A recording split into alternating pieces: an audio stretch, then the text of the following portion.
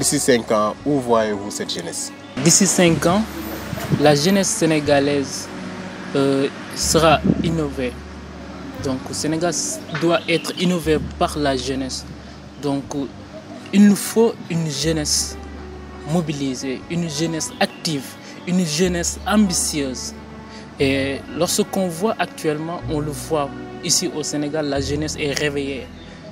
Donc de ce fait, il y a des secteurs qui sont clés et que la jeunesse savent maintenant et ils sont en train d'aller vers l'action sur le plan technologie. Vous voyez, il y a des véhicules ici, je le vois ici au Sénégal, qui sont faits par des jeunes.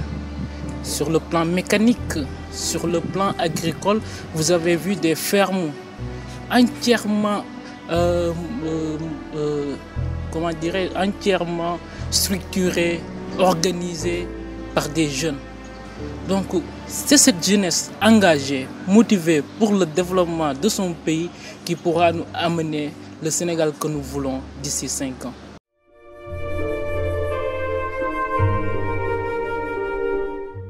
Maintenant, Fatou, dans votre domaine, est-ce que voyez-vous dans 5 ans, il y a une solution qu'on peut attendre dans votre domaine ou bien de la jeunesse en manière générale? Je suis en biologie, chimie et sciences, en licence 3. Donc, dans notre domaine, nous, on voit dans 5 ans un Sénégal où il n'y a plus de changement climatique, où nous avons peut-être une diminution considérable des changements climatiques. On voudrait dans 5 ans que les jeunes travaillent dans le domaine de l'agriculture, donc implanter des arbres partout dans le Sénégal pour qu'on ait donc une diminution des changements climatiques, mais également pour que les jeunes, particulièrement les enfants, puissent respirer d'air pur et de ne pas avoir des problèmes respiratoires ou certaines maladies cardiaques, mais également de diminuer l'insuffisance alimentaire. Donc, dans 5 ans, on voudrait que les jeunes travaillent sur la terre et produire donc, des aliments pour que le Sénégal ait une suffisance alimentaire.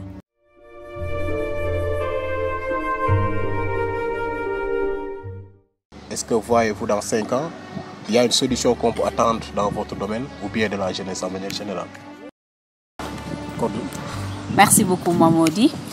Pour ma part, la communication vers la jeunesse, je pense que c'est très important parce que ça va les amener à être beaucoup plus responsables, mais aussi à savoir de quoi ils sont attendus. Par exemple, avec les jeunes, si tu apprends à bien les gérer, à bien communiquer avec eux, je peux dire que tu peux avoir ce que tu attends d'eux. Donc, la communication est très importante pour l'atteinte de nos objectifs, mais aussi pour avoir de très bons résultats. L'influence qu'on peut avoir avec les jeunes, les contacts qu'on peut nouer avec eux, mais aussi le fait d'interagir avec eux nous permet de savoir quels sont les problèmes qu'ils rencontrent, mais aussi quelles sont les solutions qu'on peut apporter pour leur propre développement, pour une jeunesse consciente et une jeunesse qui est capable de bien gérer sa société.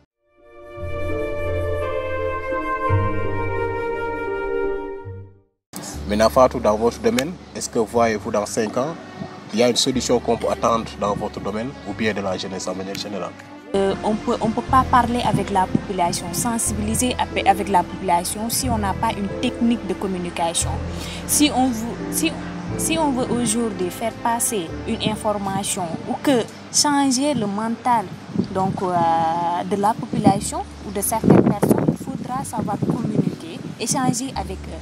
Et d'ici 5 ans, moi je vois un Sénégal avec une réduction considérable, très considérable même, des mariages précoces, des mutilations génitales féminines, des violences basées sur le genre, etc. Donc un Sénégal où les droits des filles sont pris en compte, où les droits des filles sont respectés.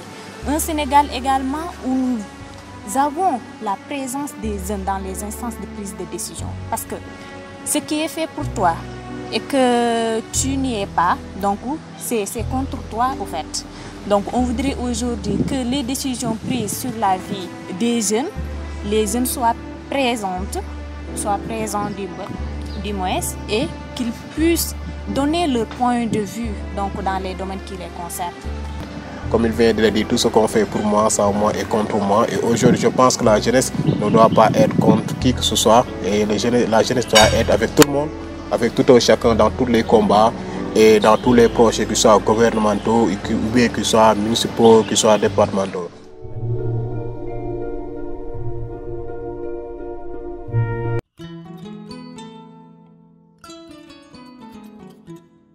Bonjour, je m'appelle Adam Kébé. J'habite à Kermadjabel dans la région de Kaolack au Sénégal. J'ai 17 ans. Je suis la présidente des clubs d'enfants de cette localité, en même temps présidente des clubs de jeunes filles leaders. Je suis une militante engagée pour les droits des filles. Je suis leader dans ma communauté, à l'école et dans ma famille. Depuis toute petite, j'ai appris à m'affirmer et à aider les autres filles à s'affirmer dans toutes les instances de décision en fonction de notre âge. Je participe activement à la vie scolaire en tant que membre du gouvernement scolaire dans mon établissement.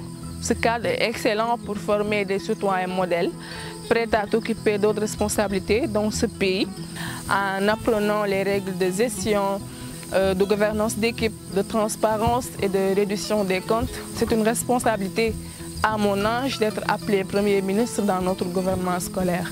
Je prends position à ce stade pour lutter contre toute forme de discrimination. Je veux devenir quelqu'un demain et je me battrai en faveur des droits des filles et des jeunes et surtout l'égalité pour des filles. Je l'assume, je suis militante en faveur de l'égalité des filles.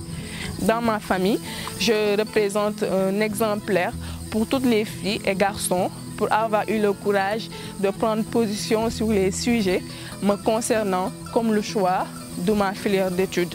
Dans ma communauté, j'occupe d'autres responsabilités dans les différentes instances de décision, comme le Conseil communal de la jeunesse, le Comité communal de protection de l'enfant, le club d'enfants, le club des filles leaders et d'autres associations, bien sûr. Dans ces différentes instances, ma voix est entendue parce qu'elle est audible, parce qu'elle est égalitaire à celle des garçons et parce qu'elle est remplie d'idées. Et c'est ce qui fait que je suis respectée, écoutée. L'école est le premier centre de formation des filles à l'éducation civique et à la citoyenneté avec le programme éducation civique qui nous enseigne les différentes institutions, leur rôle et les profits de leurs membres. Dans ce cas, dans la commune aussi, nous avons appris à être des citoyens responsables et des leaders à travers les sessions de formation dans les clubs d'enfants, les clubs de jeunes filles leaders et les CCPE avec le soutien du plan international et de la mairie. Dans ces communautés que j'ai appris à prendre des décisions et à les assumer, aujourd'hui je signale des cas de mariage d'enfants au CCPE pour mieux protéger les filles. D'autres stratégies sont en marche pour investir les droits de participation politique des filles. Pour y avoir plus de résultats, il faut davantage préparer les filles à la vie politique et à engager mieux que les hommes pour occuper les plus hautes responsabilités. Je rêve un jour d'entendre Madame la Présidente de la République du Sénégal, et pourquoi pas moi. Mais cela passe par des programmes forts de soutien, du leadership politique des filles en l'intégrant dans les modules d'apprentissage à l'école, des programmes spécifiques réservés aux filles et à la sensibilisation des communautés par rapport à l'égalité en faveur des filles et au-delà lutter contre les préjugés basés uniquement sur le genre qui freinent le développement des filles.